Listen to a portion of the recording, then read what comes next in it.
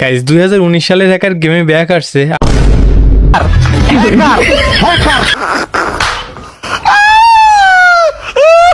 আর আমাকে কিভাবে মারছে জাস্ট একবার দেখেন।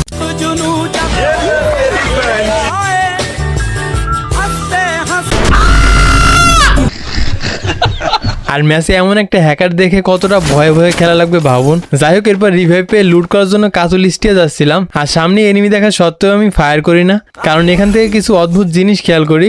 এনিমিগুলো আচমকা নক হয়ে যাচ্ছে। First blood, double kill, triple kill. कुछ समझे दया?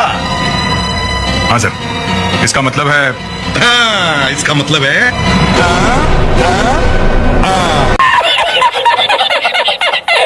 এটা দেখে আমার মনেও সন্দেহ হয়, আর টিমমেটকে বলে এখান থেকে কোনো ফায়ার করো না, মানে সামনে কিল পড়ে থাকা সত্ত্বেও না ফায়ার দিও না, ফায়ার দিও না, ফায়ার দিও না, কিল পড়ে আছে তা ফায়ার দিও না বলতো।